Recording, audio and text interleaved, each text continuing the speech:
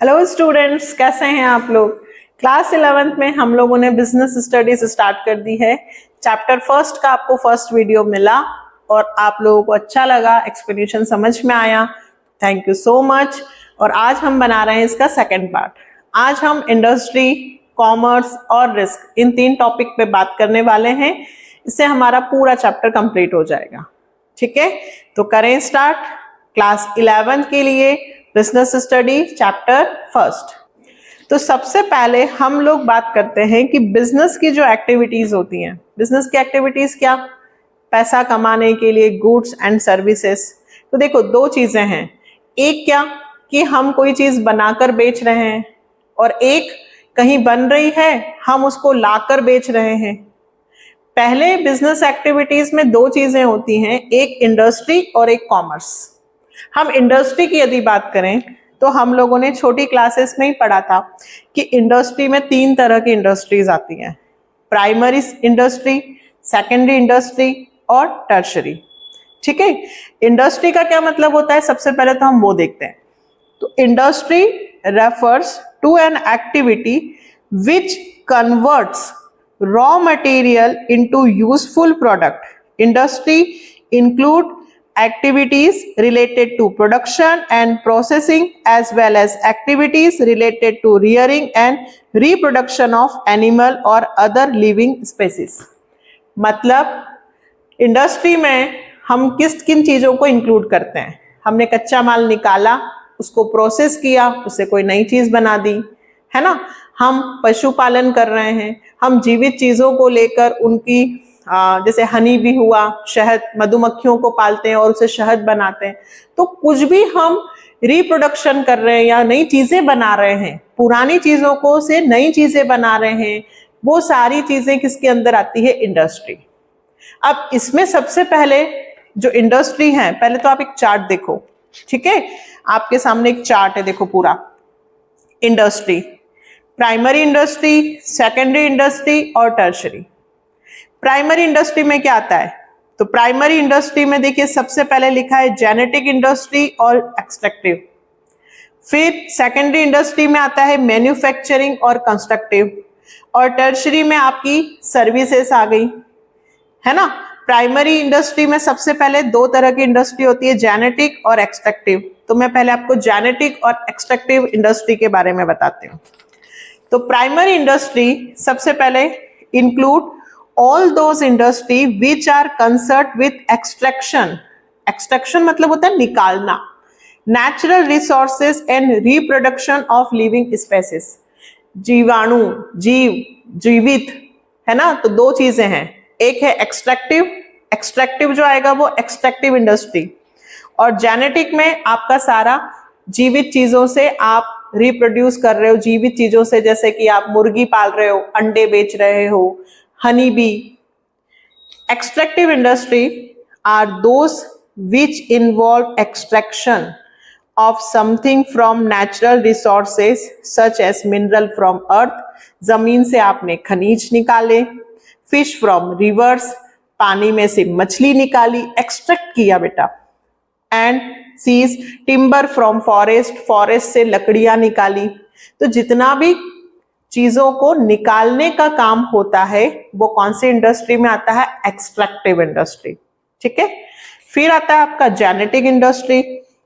The industry involve in the activities of rearing and breeding of living organisms, birds, plant, animal etcetera are known as genetic industry. For example rearing of cattle for milk, dairy farms, poultry farms, plants, nursery. देखिए nursery में छोटे छोटे plants को बोया जाता है ना, और फिर उनको बेचा जाता है। हम लोग फिश पॉन्ड्स में पहले उसको फिश को रखते हैं, है ना, कपल्स को, फिर दूसरे फिश जन्म देते हैं और फिर वो रिप्रोड्यूस होकर फिर फिशों को बेचा जाता है। हनी बी, जितनी भी जीवित चीजें हैं जिनको हम, है ना, जितने भी पशुपालन हो गया, है ना, एनिमल हस्बेंड्री से रिलेटेड जो भी काम होता है वो सब किस में आता है, जेनेटिक में। ठीक है, तो सबसे पहले हम पढ़ क्या रहे हैं, हम पढ़ रहे हैं कि किस किस तरह से लोग पैसा कमाते हैं। तो पैसा कमाते हैं तो भैया इंडस्ट्री वर्क करते हैं। तो इंडस्ट्री में कौन सा वर्क होता है? तो सबसे पहले इंडस्ट्री लगाते हैं तो किस किस तरह की इंडस्ट्री लगती है? तो पहले प्राइमरी इंडस्ट्री की बात कर रहे हैं। प्राइमरी इंडस्ट्री में क्या होता है? या तो चीजें निकालेंगे या चीजों को 2 गुना 4 गुना 5 गुना करेंगे, है ना। अब आती है कौन सी industry? Secondary. Secondary industry make use of product which are extracted. जो प्राइमरी इंडस्ट्री ने हमको चीजें निकाल के दी हैं उनको produce by primary industry as their raw material and produce finish product. सिर्फ सेकेंडरी इंडस्ट्री क्या करती है? प्राइमरी इंडस्ट्री ने जो हमें निकाल के दिया है ना रॉ मटेरियल, मैं उसको ले लूंगी, उससे फिनिश प्रोडक्ट बनाकर बेच दूंगी। तो सेकेंडरी इंडस्ट्री क्या करती है? रॉ मटेरियल को यूज करके फिनिश प्रोडक्ट बनाती है। For example, mining of iron is done in primary industry but still manufacturing is done in secondary. ठीक है, आयरन कहां से निकला? प्राइमरी से। स्टील इंडस्ट्री में उसको आयरन से चीजें बनाकर बेचा जा रहा है, तो वो सेकेंडरी इंडस्ट्री। अब बात आती है कि सेकेंडरी इंडस्ट्री भी 2 तरह की होती है। प्राइमरी कितनी थी? 2, जेनेटिक और एक्सट्रैक्टिव। अब बात कर रहे हैं हम सेकेंडरी इंडस्ट्री। सेकेंडरी इंडस्ट्री में कितने होंगे? 2, एक मैन्युफैक्चरिंग और एक आपका मैन्युफैक्चरिंग और एक कंस्ट्रक्शन। ठीक है, सेकेंडरी इंडस्ट्री में कितने आते हैं?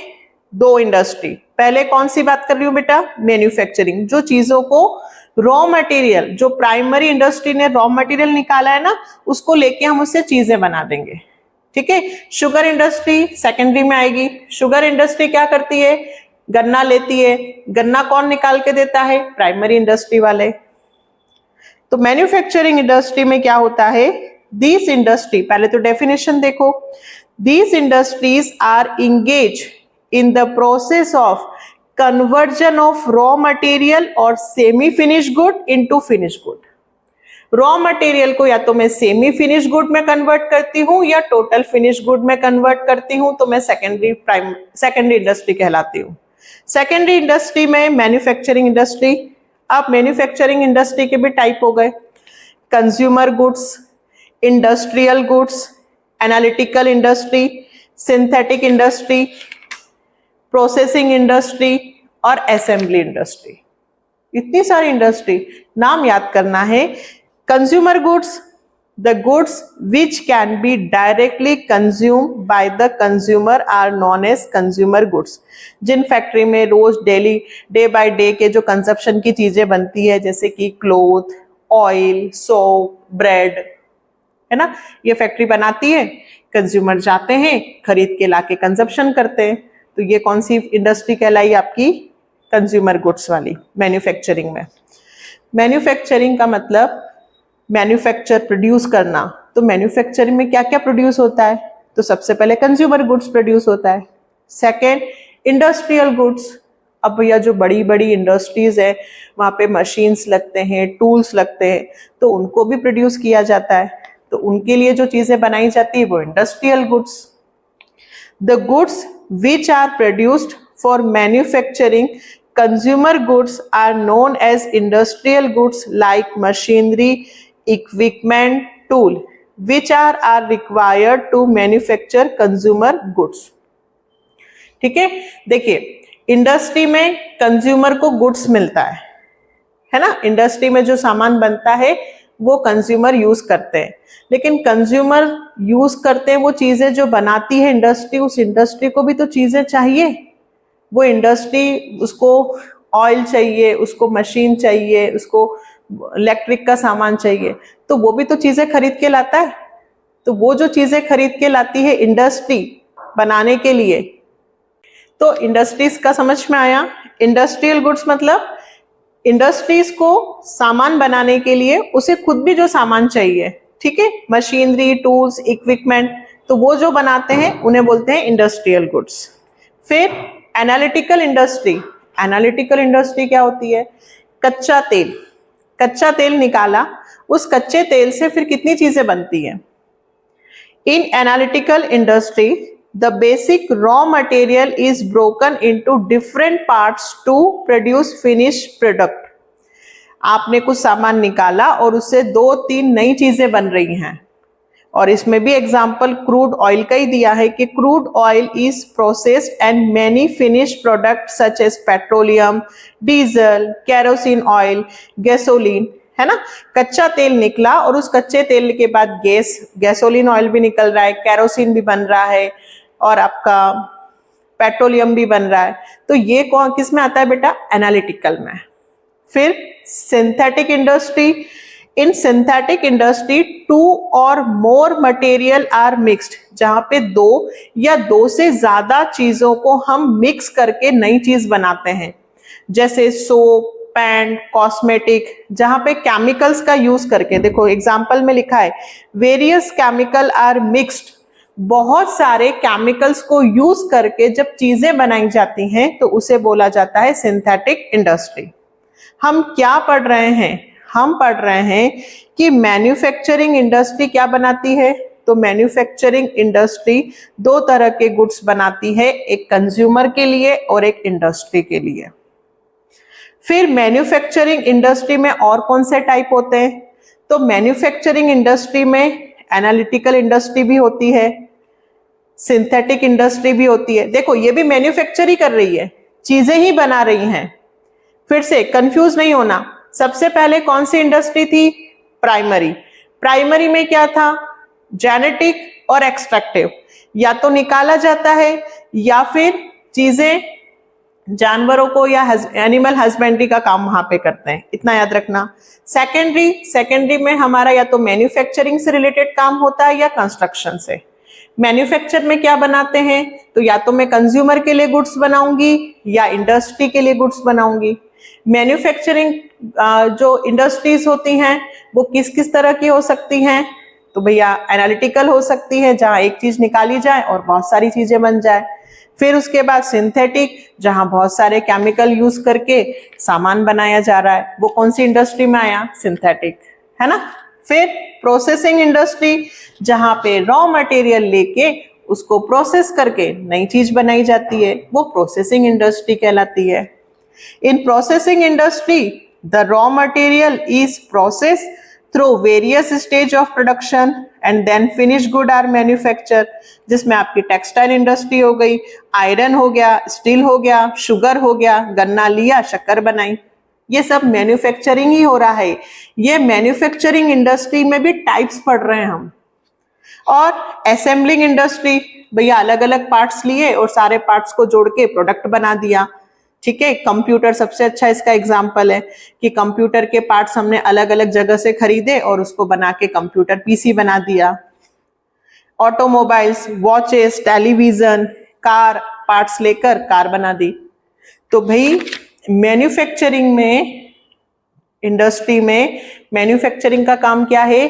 चीज को नया तरीके से बनाना, मैन्युफैक्चरिंग करना। मैन्युफैक्चरिंग किस किस तरह के हो सकते हैं? मैन्युफैक्चरिंग इंडस्ट्री कितने तरह की होंगी? तो मैन्युफैक्चरिंग इंडस्ट्री होंगी 4। कौन सी? एनालिटिकल, सिंथेटिक, प्रोसेसिंग और लास्ट कौन सी थी? असेंबलिंग। फिर उसके बाद आता है कंस्ट्रक्शन। कंस्ट्रक्शन में तो बेटा रोड, रेलवे, ब्रिज, हॉस्पिटल, जो ये कंस्ट्रक्ट करते हैं वो कंस्ट्रक्शन इंडस्ट्री कहलाती है। These industries are concerned with the construction of building, dam, road, etc. ठीक है। These industries, ये इंडस्ट्रीज प्रोडक्ट कहां से यूज करेगी? जो एक्सट्रैक्टिव किया था, यानी कि use the product of manufacturing industries such as cement, iron and steel, lime, etc. देखो सब एक दूसरे से लिंक है ना। अब लास्ट इंडस्ट्री में प्राइमरी पढ़ा, सेकेंडरी में मैन्युफैक्चरिंग पढ़ा, कंस्ट्रक्शन पढ़ा और लास्ट में आता है टर्शरी। टर्शरी सेक्टर या सर्विस इंडस्ट्री भी बोला जाता है। Tertiary industry is concern with providing services which facilitate मतलब होता है सहायक, smooth flow of good and services, जो सामान बन रहा है, जो सर्विस दी जा रही हैं, वो सर्विसेज स्मूथली कंज्यूमर्स को मिले बिना किसी रुकावट के, वो जो सेवाएं होती हैं वो टर्शरी कहलाती हैं। Transport, banking, insurance, warehousing और एडवर्टाइजिंग, ये सब कॉमर्स में भी आप पढ़ेंगे। ट्रांसपोर्ट का मतलब भाई सामान तो बन रहा है लेकिन सामान एक जगह प्रोड्यूस हो रहा है, उसको ले जाकर अलग अलग जगह देना है, तो ये सब कौन करेगा? ट्रांसपोर्ट। तो ये एक सर्विस हो गई। भाई इंडस्ट्री लगा रहे हैं, पैसे की जरूरत है, फाइनेंस बैंक से ले लो। सामान एक जगह से दूसरी जगह पहुंचाना है, रिस्क, तो इंश्योरेंस करा लो। सामान लेकर तो आ गए, रखे कहाँ? वेयर हाउस में रख दो। बिना एडवर्टाइजमेंट के सामान बिकेगा नहीं।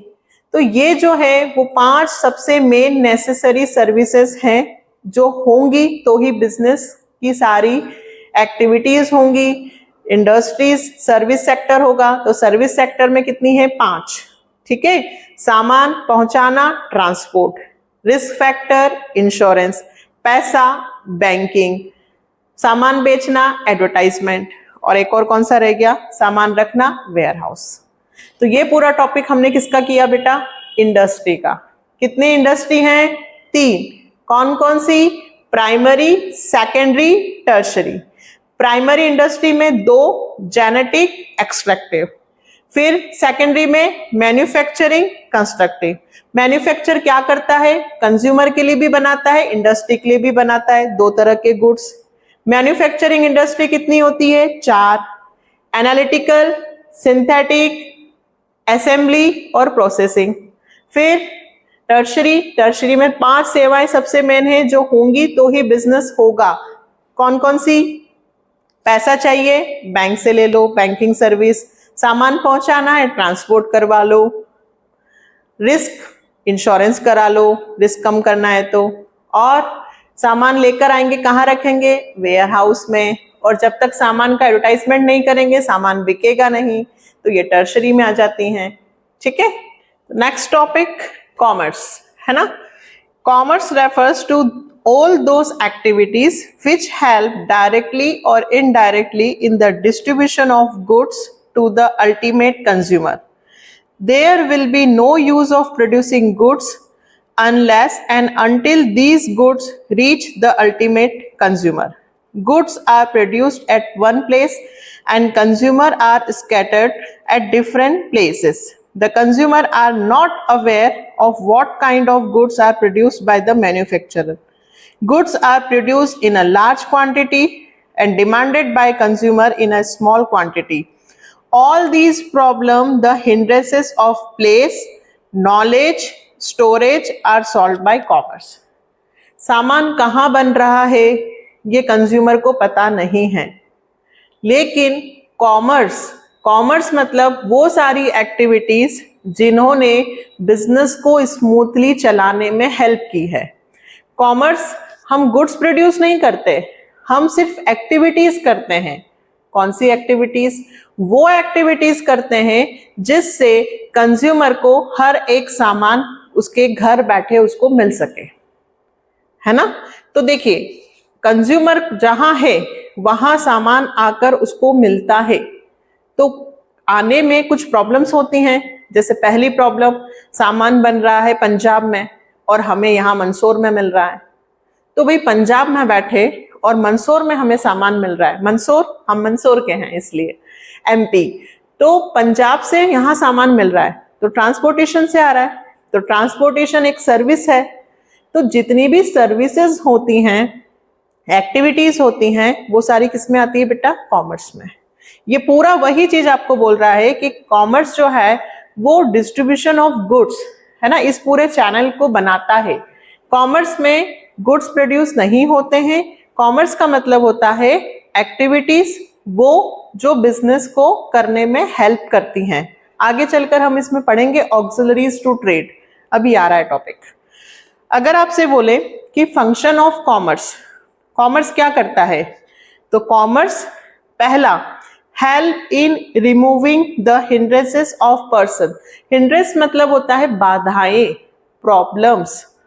तो कॉमर्स सबसे पहले पर्सन की प्रॉब्लम को दूर करता है। क्या person? A large variety of goods are produced by a group of person called producer. जो बहुत सारी मात्रा में सामान बनाते हैं उन्हें हम क्या कहते हैं? Producers. These goods are consumed by another group of person called consumer, और जिसको यूज करते हैं वो कौन होते हैं? कंज्यूमर। अब प्रोड्यूसर्स अलग जगह है, कंज्यूमर्स अलग जगह है, तो इन दोनों को मिलाने का काम कौन करता है? कॉमर्स। ठीक है। There is no direct relation between producer and consumer. The trade segment of commerce create a link between producer and consumer. तो इन दोनों के बीच में लिंक का काम कौन करता है? कॉमर्स। तो फर्स्ट पॉइंट, कॉमर्स लिंक बनाता है प्रोड्यूसर एंड कंज्यूमर के बीच में, दोनों के गैप को दूर करता है। ठीक। Next, helps in removing the hindrance of place. Place की प्रॉब्लम को सॉल्व करता है। कैसे? Goods are produced at one place whereas consumer are scattered in different corners of the country. There is a place gap between the producer and consumer. The transport segment, तो कौन सा segment? Transport segment of commerce help in removing the place gap. Commerce place gap को भी दूर करता है, क्योंकि consumer दूसरी जगह है, डिफरेंट जगह है, अलग अलग देशों में बैठे हुए हैं, प्रोड्यूसर अलग है। तो प्रोड्यूसर जो प्रोड्यूस करता है, ट्रांसपोर्टेशन की मदद से हम कंज्यूमर तक पहुंचा पाते हैं, तो दूसरी प्लेस की प्रॉब्लम को भी कौन सॉल्व करता है? Commerce. Next, most important topic है ये, बिल्कुल नहीं छोड़ना, एग्जाम में आएगा। Help in removing the hindrance of time. Time की प्रॉब्लम को भी कॉमर्स सॉल्व करता है। कैसे? Some goods are produced in a particular season only but are demanded throughout the year. For example, wheat, rice, pulses. है ना? On other hand, some goods are produced throughout the year but are demanded in a particular season. देखिए, कुछ ऐसे हैं जो होते हैं जैसे गेहूं, चावल, दाल, ये पर्टिकुलर सीजन में होते हैं, पर इनकी डिमांड तो साल भर ही होती है। तो भाई सामान बन जाता है, गुड्स प्रोड्यूस्ड हो जाते हैं, तो हम उन्हें वेयर हाउस में रख देते हैं ताकि सामान सुरक्षित रहे, और जब उसकी डिमांड होगी तब हम वो सामान निकाल देते हैं। तो कॉमर्स जो होता है वो हमें साल भर चीजें उपलब्ध करवाता है ना? इसी तरह से कुछ चीजें ऐसी भी होती हैं जो साल भर बनती है लेकिन उनकी डिमांड कभी कभी होती है। ऐसी कौन सी चीज है? आप कमेंट सेक्शन में मुझे बताइएगा। क्या ये आपका होमवर्क है? क्या होमवर्क है?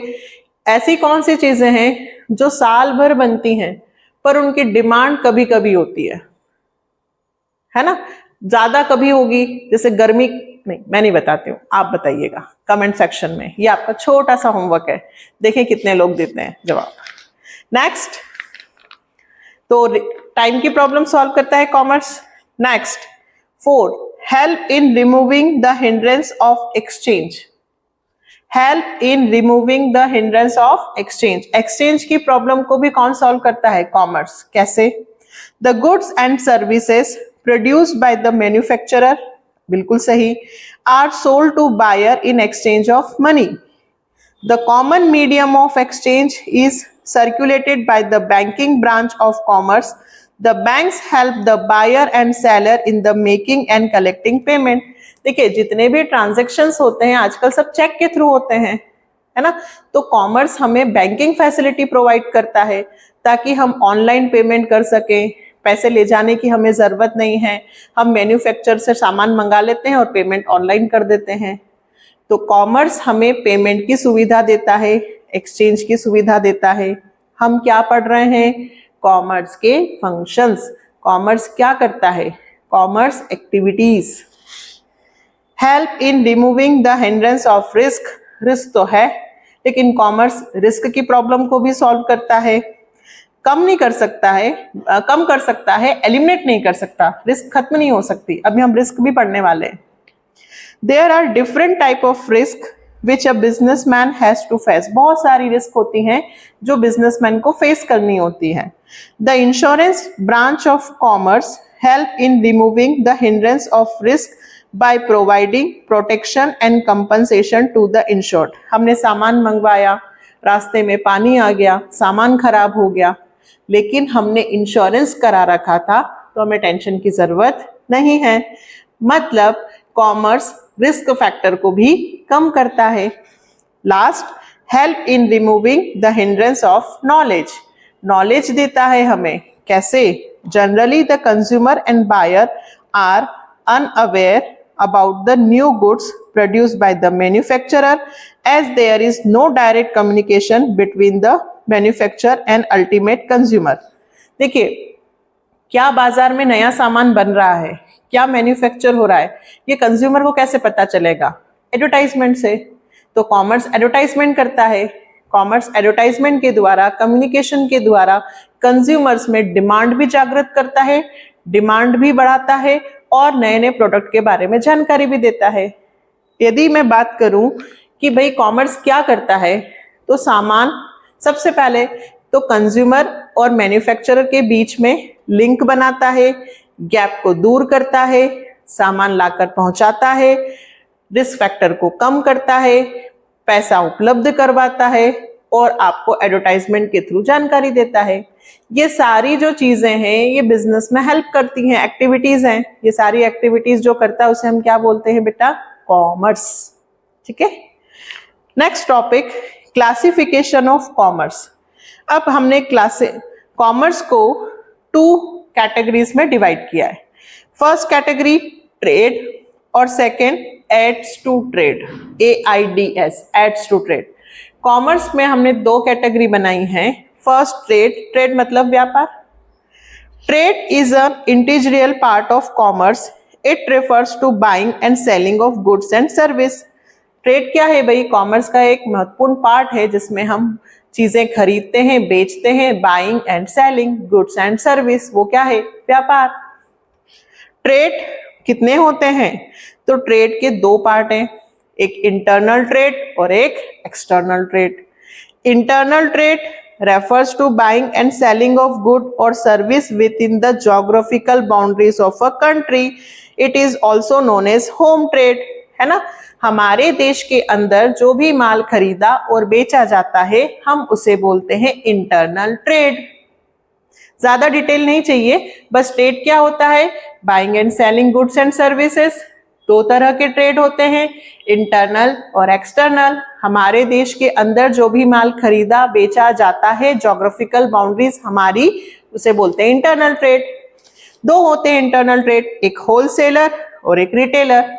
जब it refers to buying and selling of good and service in large quantity, the wholesaler buys good directly from the manufacturer and the sell these good to the retailer. सबको पता है कि भाई बड़ी बड़ी कंपनीज होती हैं, जो होलसेलर होते हैं वो मैन्युफैक्चरिंग कंपनी से एक साथ लॉट में सामान खरीदते हैं और फिर किसको बेचते हैं? रिटेलर को।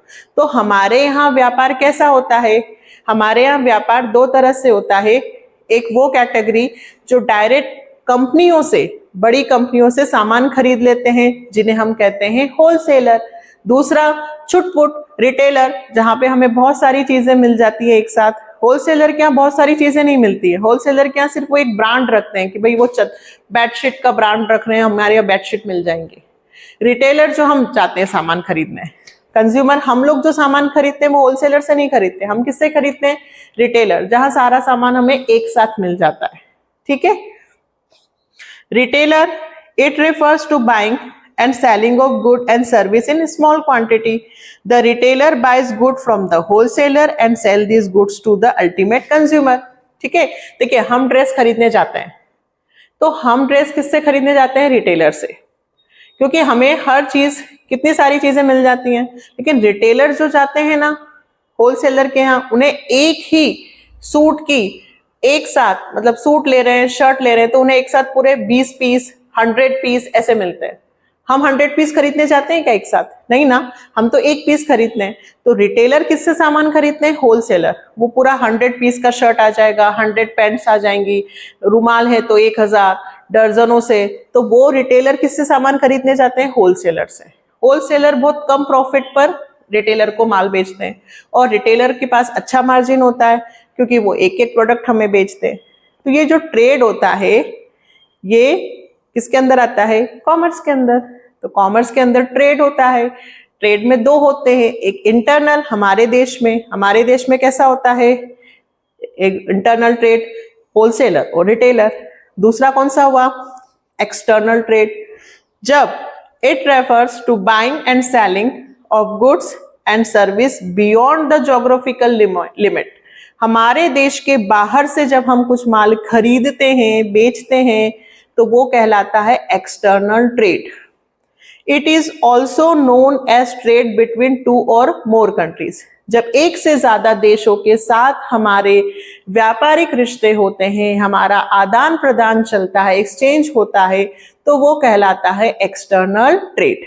एक्सटर्नल ट्रेड के कितने टाइप्स हैं? 3. Export, it refers to sale of goods to foreign country. जब हम यहां से माल फॉरेन कंट्री को भेजते हैं, है ना, बेचते हैं, सेल करते हैं, तो वो क्या कहलाता है? Export. It refers to buying of goods from a foreign country. जब हम फॉरेन कंट्री से माल खरीदते हैं तो इंपोर्ट. और थर्ड होता है बेटा interport. It refers to import of goods for the purpose of export. In interport, the goods are purchased from a foreign country, but not for consumption in home country, but for selling these goods to some other foreign country. हमने एक देश से खरीदा, अपने लिए नहीं खरीदा, और दूसरे देश में जाकर बेच दिया. ठीक है, हमने पहले क्या किया? इंपोर्ट. फिर हमने उसको क्या किया? एक्सपोर्ट. तो वो कहलाता है इंटरपोर्ट. तो एक्सटर्नल ट्रेड के कितने हिस्से हुए? 3. बाहर से माल खरीदना, बाहर से माल बेचना. ठीक है, एक होता है हम खरीद कर यूज कर लिया, इंपोर्ट. एक हमने यहां से बाहर बेचा, एक्सपोर्ट. और एक क्या होगा? लाए और हमने यूज नहीं किया और वापस बेच दिया, इंटरपोर्ट. चलिए, तो क्लासिफिकेशन ऑफ कॉमर्स में एक ट्रेड होता है और एक होता है aids to trade. Aids to trade मतलब ऑक्सिलरीज टू ट्रेड, जो हमने अभी पढ़ा था फंक्शन ऑफ कॉमर्स में, है ना, कि कॉमर्स क्या करता है? तो कॉमर्स हेल्प करता है ना, कंज्यूमर और प्रोड्यूसर के बीच में लिंक बनाता है, ट्रांसपोर्टेशन की सुविधा, communication, banking, insurance, risk factor को कम करता है. वही बेटा यहाँ पर भी आपको लिखना है, ऑक्सिलरीज टू ट्रेड मतलब वो सुविधाएं, वो फैसिलिटी जो ट्रेड को करने में हेल्प करती हैं. ऑक्सिलरी टू ट्रेड, सबसे पहले इसके यदि मैं डेफिनेशन की बात करूं तो the activities which help in smooth flow of trade are known as aids to trade. जो हमारे बिजनेस को, ट्रेड को स्मूथली चलाने में हेल्प करती है, वो सारे काम जिसके बिना बिजनेस करना पॉसिबल नहीं है. These activities make buying and selling of good easier, है ना. ये जो सेवाएं हैं जो अभी हम पढ़ रहे हैं, ये खरीदने और बेचने में जो गुड्स एंड सर्विसेज हैं उसमें हमें इजीनेस प्रदान करती हैं. हम आसानी से चीज़ों को खरीद और बेच सकते हैं इन सेवाओं के द्वारा. तो वो ऑक्सिलरीज टू ट्रेड क्या होती हैं? First, transport and communication. Transport refer to the movement of good from one place to another. The production of goods take place at one place, whereas these are demanded in different part of the country. है ना? The obstacle of place is removed by the transport. For example, tea is produced in Assam and Darjeeling, but is consumed in all part of the country. है ना? बनती कहाँ है चाय? असम में, दार्जिलिंग में, पर वो चाय हम एमपी में, गुजरात में, राजस्थान में, हर जगह उसको कंज्यूम करते हैं. तो ये जो ऑब्स्टिकल है, बाधा है दूरी की, प्लेस की, वो बाधा कौन दूरी करता है? Transport and communication. चीजें बनती हैं एक जगह पर उसका कंजप्शन पूरी हर जगह होता है. तो ट्रेड को पहली जो सेवा है वो कौन हेल्प करता है? Transport and communication. Second, banking and finance. Bank and financial institution provide credit facility, loan, etc. to provide finance for smooth flow of business activities. Bank help the businessman to overcome the problem of funds. है ना? देखिए, bank पैसा देता है business करने के लिए भी. यदि हमारे कस्टमर्स हैं कहीं पर और वो हमसे सामान मांग रहे हैं और हम उनसे पहले पेमेंट चाहते हैं, तो वो बैंक के थ्रू अपना पेमेंट करेंगे, है ना. तो बैंक फाइनेंस एक ऐसी सेवा है जिसके बिना ट्रेड आसानी से नहीं किया जा सकता. तो सेकंड, ऑक्सिलरी टू ट्रेड में कौन आएगा? Bank. Third, insurance risk factor. Businessmen have to bear various type of risk. Insurance provide protection from some kind of risk such as risk of loss due to fire, theft, accident, etc. The insurance company provide protection to employees also against the risk of accident while working. है ना, देखिए हमारे employees काम कर रहे हैं और इस दौरान यदि उन्हें कुछ लग जाए या उनका एक्सीडेंट हो जाए तो यदि हमने उनका इंश्योरेंस करवा रखा है तो इंश्योरेंस कंपनी से पैसा मिल जाएगा. हम माल ट्रांसपोर्ट के द्वारा कहीं लेके जा रहे हैं और माल खराब हो गया तो इंश्योरेंस यदि हमने गुड्स का करवा रखा है तो हमें पैसा मिल जाएगा. इंश्योरेंस से रिस्क फैक्टर कम होता है. माल आग से जल गया, गोडाउन में रखा था, चोरी हो गया, तो यदि आपने उसका इंश्योरेंस करा रखा है तो आपको इंश्योरेंस कंपनी से पैसा मिल जाएगा. तो ये भी फैसिलिटी ट्रेड को हेल्प करती है. इनके बिना ट्रेड पॉसिबल नहीं है. फर्स्ट कम्युनिकेशन, फर्स्ट ट्रांसपोर्ट, है ना, और सेकंड बैंकिंग और थर्ड हमारा था इंश्योरेंस. Fourth where housing. अब सामान बन तो जाता है, प्रोडक्शन हो गया, लेकिन उसे रखोगे कहाँ, तो वेयर हाउस भी जरूरी है. Usually there is a time gap between the production and consumption of goods. Goods are not consumed immediately when these are produced. For example, wheat, rice are produced in a particular season only, but these are consumed throughout the year. So these are to be stored. है ना, गेहूं, चावल, ये सब चीजें जो होती हैं, दाल, मूंगफली, ये सब चीजें क्या होती हैं, पूरा साल भर थोड़ी ना प्रोड्यूस होती हैं. इनका सीजन होता है. हमने पढ़ा था खरीफ रबी की फसलें छोटी क्लासेस में. तो भाई 4 महीने का इनका ड्यूरेशन है और ये पूरा साल भर हमें चाहिए. तो प्रोडक्शन होने के बाद हम इन्हें कहाँ रख देते हैं, वेयर हाउस में. तो ट्रेड में वेयर हाउस भी हेल्प करता है. And last, advertising and public relation.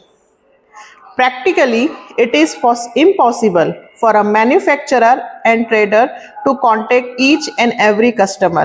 Advertisement help to overcome these problems. Goods are advertised to inform the consumer about their uses, quality, and prices. Advertisement spread awareness among the consumers regarding new goods and their use. Advertisement directly promote the sale of good. It is a very good technique of sales promotion and improve the knowledge of customer. बिल्कुल, advertisement के द्वारा ही हम customers के घर घर तक पहुंचते हैं. उनकी टीवी में, है ना, टीवी के द्वारा हम उनके घर घर पहुंचते हैं और डिमांड क्रिएट करते हैं. कंज्यूमर को कैसे पता चलेगा कि ये चीज हमारे लिए यूजफुल है, एडवर्टाइजमेंट के द्वारा. एडवर्टाइजमेंट से ही कस्टमर हमारे पास आएगा, फिर हमारे रिलेशन बनेंगे और हमारा ट्रेड इजीली हो सकेगा. आप मैन्युफैक्चरर कहाँ बैठा है, कंज्यूमर कहाँ है, बहुत सारा इनके बीच में गैप है और ये एक दूसरे को जानेंगे कैसे, एडवर्टाइजमेंट से. एडवर्टाइजमेंट से ही हम हमारा सेल्स प्रमोट कर सकते हैं. एडवर्टाइजमेंट से ही हम कस्टमर को बाजार तक खींच कर ला सकते हैं. और एडवर्टाइजमेंट जितना ज्यादा प्रोडक्ट का होता है हम उतनी अवेयरनेस कस्टमर के को बता सकते हैं, अवेयर कर सकते हैं कि भाई ये प्रोडक्ट है, ये अच्छी क्वालिटी का है, इसकी प्राइस इतनी है, कंपैरिजन करवा सकते हैं, है ना.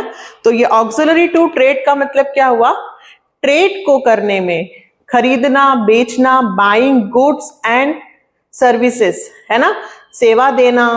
हमें कैसे पता चलता है कौन सी कोचिंग अच्छी है, हमें कैसे पता चलता है कि भाई कौन सा यूट्यूब पे चैनल अच्छा है जिसे हमें समझ में आ रहा है. ये सब एडवर्टाइजमेंट होता है, माउथ पब्लिसिटी होता है. आप मुझे सुन रहे हैं, आप 10 को बोलेंगे कि अरे नहीं वो मैम पढ़ा रही है उसका समझ में आता है, एडवर्टाइजमेंट, है ना. मुझे स्टूडेंट्स कहाँ से मिलेंगे, आपके एडवर्टाइजमेंट से. तो ट्रेड जो होता है वो हेल्प करता है. अब ट्रेड को कौन कौन हेल्प करता है, तो 5 एक्टिविटी, है ना, उसे कहेंगे ऑक्सिलरी टू ट्रेड. ठीक है. एंड लास्ट टॉपिक है इस चैप्टर का बिजनेस रिस्क. रिस्क सबसे आपने बार बार सुना होगा, और यहाँ तो रिस्क है. अनसर्टनिटीज, फ्यूचर में क्या होने वाला है ये हमें पता नहीं है. वैसे ही बिजनेस में कल क्या हो हमें पता नहीं है. सबसे पहले बिजनेस रिस्क बहुत इंपॉर्टेंट टॉपिक है. बिल्कुल एग्जाम में आपको क्वेश्चन आएगा, लिख लीजिए पेन कॉपी लेकर कि बिजनेस रिस्क से क्वेश्चन है. सबसे पहले बिजनेस रिस्क की definition. Business risk refers to the probability of losses or inadequate profit due to uncertainties or unexpected event which are beyond control। Business risk क्या है? Loss होने की संभावना। प्रोबेबिलिटी का मतलब क्या होता है बेटा? संभावना, कि लॉस होने की कितनी संभावना है, कितनी कंडीशंस हैं। प्रॉफिट अपर्याप्त हुआ, इनएडिक्वेट मतलब अपर्याप्त प्रॉफिट, जितना हमने सोचा था उससे कम प्रॉफिट हो गया। अनिश्चितताओं के कारण कुछ भी अनएक्सपेक्टेड इवेंट हो गया, सामान बाहर रखा था, बारिश आ गई, अचानक से उठा नहीं पाए, सारा सामान खराब हो गया। तो विच आर बियॉन्ड कंट्रोल, और कई बार हम चाहकर भी उसको कम नहीं कर सकते। हम एक और चीज बोलते हैं कि रिस्क को कभी भी हम खत्म नहीं कर सकते, फिनिश नहीं कर सकते, एलिमिनेट नहीं कर सकते, सिर्फ कम कर सकते हैं। तो in simple words we can say business risk mean a chances of incurring losses और लेस प्रॉफिट देन एक्सपेक्टेड। जितना आपने एक्सपेक्ट किया था उससे यदि कम प्रॉफिट हुआ या फ्यूचर में होने वाले लॉसेस की संभावना, इसको कहते हैं बिजनेस रिस्क। बिजनेस रिस्क का नेचर कैसा होता है, उसकी कैरेक्टरिस्टिक्स कैसे होते हैं, वो कैसा होता है बिजनेस रिस्क, फीचर्स क्या हैं। तो पहला, business risk arises due to uncertainties. Risk होती क्यों है? क्योंकि हमें पता ही नहीं है कि कल क्या होने वाला है। अनसर्टेनिटीज के कारण रिस्क होती हैं। Uncertainties means when you are not sure what is going to happen in future, जब आप श्योर नहीं हो कि कल क्या होगा। Common example of uncertainties are change in demand, government policy, technology. Business risk is due to this uncertainties. आपने खूब सारा प्रोडक्शन कर लिया, आपको लग रहा था कि डिमांड होगी, बट अचानक से डिमांड गिर गई, आपको नुकसान हो गया। गवर्नमेंट ने पॉलिसी जीएसटी ले आए और जीएसटी में टैक्स ज्यादा बढ़ा दिया, आपका प्रोडक्ट महंगा हो गया, लोग उसे खरीद ही नहीं रहे। अनसर्टेनिटीज, अनिश्चितताओं के कारण बिजनेस रिस्क होता है। Second, risk is N essential part of every business. चाहे आपका छोटा बिजनेस हो, बड़ा बिजनेस हो, चाय की दुकान हो, आपका शोरूम हो, कुछ भी हो, रिस्क तो होगा ही होगा। Risk is an important characteristic of business. No business can avoid risk, although degree of risk may vary, risk can be reduced but cannot be eliminated। अलग अलग बिजनेस की अलग अलग रिस्क होती हैं। देखिए, अगर आप माल खरीद रहे हैं, बेच रहे हैं, तो डिमांड पर आप बहुत फर्क पड़ता है सबसे पहले तो, ठीक है। आप कोई बाहर से चीज लेकर आए हैं त्योहार के टाइम पर, राखी का समझ लीजिए, अभी राखी का त्योहार आने वाला है, आप खूब सारी राखी आपने मंगवा ली और अचानक से सडनली मान लीजिए खूब सारी बारिश हो गई, और बारिश होने के कारण जो बहनें हैं वो भाइयों के घर नहीं जा रही हैं, राखी का त्योहार अच्छे से नहीं बन रहा है, तो मिठाइयों की दुकानों पर, आपकी राखी के सामान पर, हर जगह इसका, कपड़ों की दुकान पर, सब पे इसका फर्क पड़ेगा, है ना। तो रिस्क जो होता है वो आप एलिमिनेट नहीं कर सकते हैं, बट रिस्क को कम जरूर कर सकते हैं, और हर बिजनेस का में रिस्क होगा, ये इसेंशियल पार्ट है, इसके बिना आप बिजनेस हो ही नहीं सकता। Next, degree of risk depend upon the nature and size of business. जितना बड़ा बिजनेस होगा उतनी ज्यादा रिस्क होगी, जितना छोटा बिजनेस होगा रिस्क उतनी कम होगी। यदि आप फैशन से रिलेटेड बिजनेस में हो तो डिमांड बहुत जल्दी इफेक्ट पड़ता है, तो आप में रिस्क ज्यादा होगी। टेक्नोलॉजी से रिलेटेड हो, टेक्नोलॉजी चेंज हो गई, बहुत ज्यादा रिस्क होगा। The degree of risk depend upon the type of business. For example, a business involved in fashion item being more risk as compared to business involved in standardized goods। ठीक है, जैसे आप चीजें बेच रहे हैं, सामान बेच रहे हैं, साबुन हुआ, सर्फ हुआ, डेली रूटीन की चीजें हुई, इसमें रिस्क ज्यादा नहीं है। हाँ, हो सकता है कि इससे अच्छा प्रोडक्ट आ गया बट आपका चलेगा। बट फैशन एक ऐसी चीज है कि जिसमें रिस्क बहुत ज्यादा होती है। अचानक से कोई फिल्म आई, उसमें उन लोगों ने वो वियर किया था, तो उसको देखकर हम सब अट्रैक्ट हो जाते हैं, और अचानक से वो फिल्म आई गई हो गई, हमें लगा था कि यार इसकी चीजों को देख के लोग इसे पहनेंगे, यूज करेंगे, पर ऐसा कुछ हुआ ही नहीं। Last, profit is the reward for bearing the risk. आपने रिस्क उठाई, आपको प्रॉफिट इनाम में दिया जाएगा। कौन? बिजनेस देगा। Businessman earn profit because they are bearing risk. No risk no gain. Larger the risk, more is the profit. An entrepreneur bear risk with the expectation of earning profit. Entrepreneur क्यों risk उठाता है? क्योंकि उसे पता है मैं जितनी risk उठाऊंगा मुझे उतना प्रॉफिट मिलेगा, जितनी ज्यादा रिस्क लूंगा उतना प्रॉफिट ज्यादा होगा। देखिए, हमें पता है कि डिमांड होगी या नहीं होगी, लेकिन उसके बावजूद भी यदि हम सामान लेकर आए हैं और हमारा सारा सामान बिक गया तो हमें बहुत प्रॉफिट हुआ। रिस्क तो उठाना ही पड़ेगा। रिस्क नहीं उठाएंगे तो प्रॉफिट होना पॉसिबल नहीं है। हर काम में बेटा, हर चीज में हमें पता है कि भाई हम एग्जाम को हमें क्रैक करना है, पर होगी या नहीं होगी, पर उठाते तो है रिस्क के, ठीक है चलो करके देखते हैं मेहनत, बिल्कुल। और जब आप मेहनत करते हैं, रिस्क लेते हैं, तो आप सफल भी होते हैं। And last topic, causes of business risk.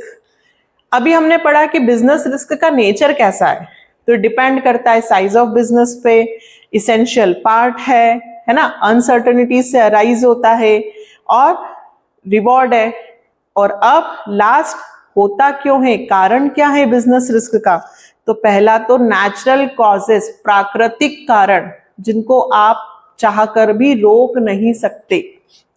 Nature is independent phenomenon and human being have no control over it. Simple सी बात है, प्राकृतिक कारणों को आप नहीं रोक सकते, चाहकर भी कि नहीं बाढ़ आ रही है आप रोक देंगे, सूखा पड़ा हुआ है तो आप पानी बरसा देंगे, आपके हाथ में नहीं है। Natural calamities like earthquake, flood, drought, famine etcetera affect a business a lot and can result in heavy losses, है ना।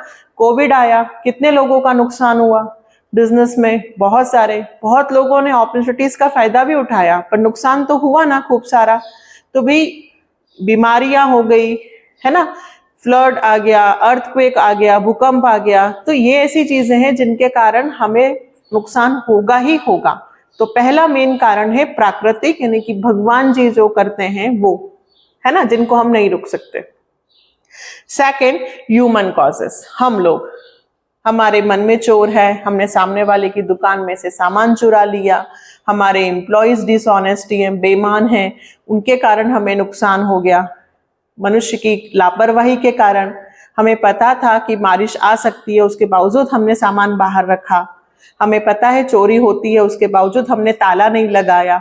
तो मनुष्य की लापरवाही के कारण भी बिजनेस में नुकसान होता है। Human causes are related to chances of loss due to human being or employees of the organization, है ना, मनुष्यों के कारण या ऑर्गेनाइजेशन में एम्प्लॉयज के कारण। The dishonesty of employees can bring heavy losses for business.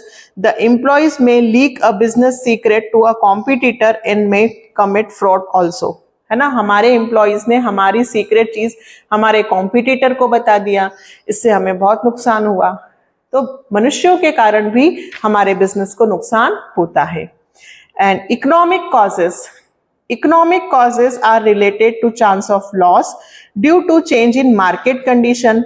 There can be price fluctuation in the market, there can be change in fashion, taste, preference and demand of customer, there can be change in the degree of competition. All these have a direct impact on the earning of the business, है ना। GST सबसे अच्छा इसका उदाहरण है। Government कोई भी नई चीज आती है, किसी पर टैक्स बढ़ा दे, टैक्स कम कर दे, है ना। गवर्नमेंट की पॉलिसीज के कारण मान लीजिए मार्केट में हमारा जो प्रोडक्ट है वो महंगा हो गया, तो उसकी डिमांड कम हो जाएगी, ठीक है, लोग दूसरे पे शिफ्ट हो जाएंगे, उसके कारण हमें नुकसान हो सकता है, ठीक है। प्राइजेस, मार्केट में महंगाई, दूसरी चीजें बढ़ गई, मान लीजिए गवर्नमेंट ने ट्रांसपोर्टेशन महंगा कर दिया, अब हम चीजें एक जगह से हमें दूसरी जगह पहुंचानी है, ट्रांसपोर्टेशन के कारण हमें ज्यादा ट्रक का भाड़ा देना पड़ रहा है, तो हमारी चीजें महंगी मिल रही है मार्केट में, तो उसके कारण हमारी डिमांड गिर जाएगी। तो गवर्नमेंट के रूल्स रेगुलेशन, इकोनॉमिक पॉलिसीज के कारण भी हमारे बिजनेस पे बहुत ज्यादा इम्पैक्ट पड़ता है। And other causes, last, these are unforeseen event like political disturbance. बिल्कुल सही बात है, पॉलिटिकल राजनीतिक में कुछ भी उथल पुथल होती है अचानक से, तो आपने देखा होगा शेयर मार्केट अचानक से गिर जाता है ना। एक स्टेबल पॉलिटिक्स चलते रहनी चाहिए, गवर्नमेंट चलती रहनी चाहिए, बहुमत की सरकार, आपने सुना होगा। Mechanical failure such as bursting of boilers, fluctuation of exchange rate which may lead to possibility of losses। ठीक है, मशीन है, मशीन में अचानक से बॉयलर फट गया, अचानक से फैक्ट्री में पावर चला गया, जिसके कारण मान लीजिए सारी मशीनें अचानक से बंद हो गई, प्रोडक्शन बंद हो गया, स्ट्राइक हो गई, बहुत सारे रीजंस हैं, है ना। एक्सचेंज रेट, हम import export, foreign exchange rate है, बहुत सारे कारण है जिसके कारण बिजनेस में लॉस हो सकता है, तो ये अदर कॉजेस। ठीक है, तो हमारा पूरा टॉपिक कंप्लीट हो गया। हमने यहाँ पर अभी रिस्क पढ़ा, कॉमर्स पढ़ा, इंडस्ट्री पढ़ा, है ना। हमने कहाँ से स्टार्ट किया था? इंडस्ट्री से, सेकंड पार्ट में। तो लगभग हमने सारी चीजें पढ़ ली, पार्ट फर्स्ट और पार्ट सेकंड। इस तरह से हमारा बिजनेस का चैप्टर फर्स्ट कंप्लीट होता है, और कंप्लीट होने के साथ साथ आप इसकी अच्छे से प्रैक्टिस कीजिए। इसके मैं एमसीक्यूज और केस स्टडीज भी करवाऊंगी, बट अभी नहीं, अभी पहले मेरा टारगेट सेकंड चैप्टर भी कंप्लीट करने का है। पहले सेकंड चैप्टर भी हम देख लें, सेकंड थर्ड, उसके बाद फिर हम इनके एमसीक्यूज और क्या करेंगे, केस स्टडीज। ठीक है, यदि लग रहा है कि हाँ भाई पढ़ाना समझ में आ रहा है, आपसे हमें हेल्प मिल रही है, तो please like, subscribe and share और कमेंट जरूर करके बताना कि हमें समझ में आया या नहीं। मिलते हैं नेक्स्ट वीडियो में। Bye, take care.